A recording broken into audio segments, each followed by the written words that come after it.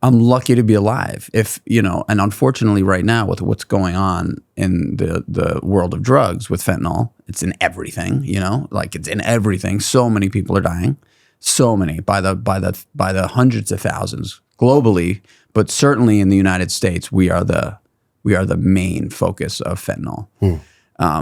It's made in China, it comes through Mexico, and it comes right into the United States, and we are suffering. They're like poisoning. How do you know it's made in China? You looked into that? Yeah, and then that guy, Dr. Russell Sarosky, told me that. Can you break that down a little bit? So China, is it like a way to it's attack us here in the U.S.? Well, I don't know if I can go down that route. For me personally, I would say it's a theory, that it's made in China, and this is the way Dr. Sarosky explained it. It's made in China. It goes to Mexico. The Chinese manage the port in Mexico that it comes through, and it comes right up through the border. And so if I had to say, like, it could just be a capital thing, right? A lot of money in it. Yeah. But it could also be them poisoning the country thing, right? Sure. And so I don't know, but I do know that people are dying at a fucking ferocious clip. And it's in everything.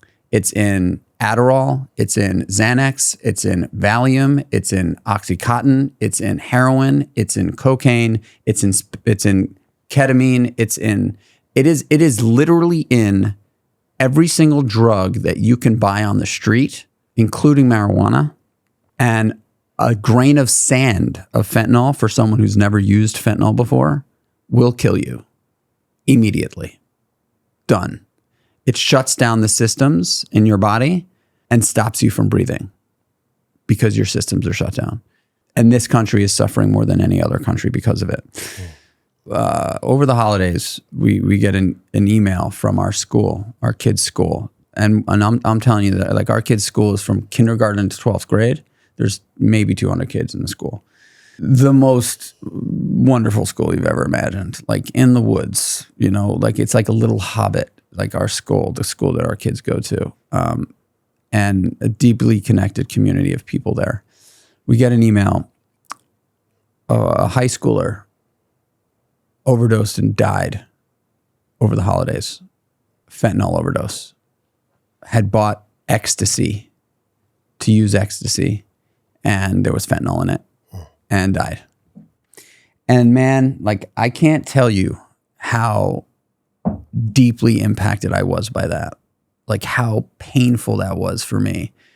And I have to say it was selfish because I read this email in the morning of, I think, December 27th. One of my sons was reading and the other one was drawing. And I looked over and I looked at my older son, who's 9, who was only 5 years younger than the kid who died. And I just exploded in emotion.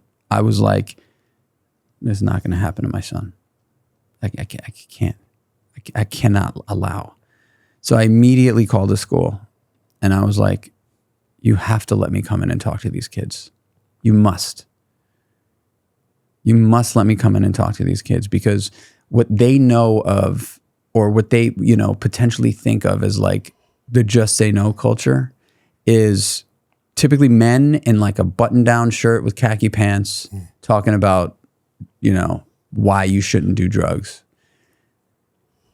Coming from a guy like me, standing in front of the high school, talking about all my friends who have died, and my best friend who's a zombie, and their friend who just died, they'll hear it. They'll hear it.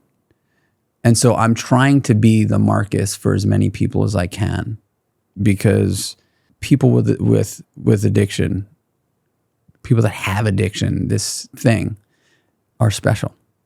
They're just special, It's a special school too. It's a Waldorf school. It is.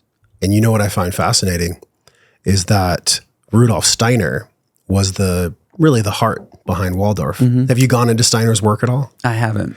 There's a book called How to Know Higher Worlds. And in that book, it reminds me a lot of you, actually, because he said, when the student has a pure intention in their heart that they really want divine knowledge or higher knowledge, The teacher has no barriers in between them to not share it. In other words, the teacher is called forth. And that's what Waldorf is based on, not just the nature education, which I love, but the way that they have all the kids grow up together. In other words, when the student is pure in his or her heart, when they really want to heal, like they've chosen, they're ready to heal, the teacher has to share, much like your mentor shared with you. And that's actually baked into the curriculum and the underpinnings of Waldorf. I find that really fascinating that you're going to the school and actually living out what Steiner wrote in his book to the people that are in that school. I got to do some reading up on Steiner. Steiner's incredible. I mean, this guy, like, he had it mapped way early, like early 1900s. He's written so many books. Like, I've just scratched the surface on Steiner, but I find it really cool because, you know, this non-negotiable for you, where you put your well-being before anything else, that's the most important thing for all of us. Yet that's not taught in schools. The current paradigm of schools, if you really want to get down to the nitty gritty of, I think, what maybe is the bubble that fuels addiction, is actually that schools are backwards. Like Waldorf, not so, but most public schools, like my children will never fucking touch a public school. I will do whatever, however, whoever, I don't care what it takes. Like they will go to something like a Waldorf or a hybrid of Waldorf and being homeschooled. How children are raised and what example that they see around them and the environment that they swim in is everything. If we want to lower that healing rate of 90 to 80 and 70 and 60, it starts with kids. It starts with the schools. These are the kind of conversations that I think can change the entire world. Like you said, if people walk 10,000 steps, America would be so different. If we actually treated public school like Waldorf was designed, imagine the ripple that would be felt from that. It would be so incredible. Have you pondered this? Yeah. I mean, dude, my goal for 2025 is to talk to as many high schools as I can. That's my plan. I'm going to get in front of as many kids as I can. I'm not trying to scare them. I'm just trying to tell them the truth. Before this happened, honestly, I said to my wife for a while, you know, we've got this great big barn on our property, like huge barn. Plan of mine when Dakota's 10 and Finley's 12 is to start rebuilding that barn from the inside out. It's a big project, father-son's project, where we're going to just build the whole thing. We're going to insulate it. We're going to, you know, it's an old 300-year-old barn, beautiful big barn. And the purpose of that for me was to give them a place on our property. We have a big property, far enough away from the house that they were like stoked to have to bring their friends to party in, right? Because in my mind, I'm like, much rather have them party at the house than on the roads, right? Like much rather like have them in a place where like if something does happen, there's like, it's close enough to like help them.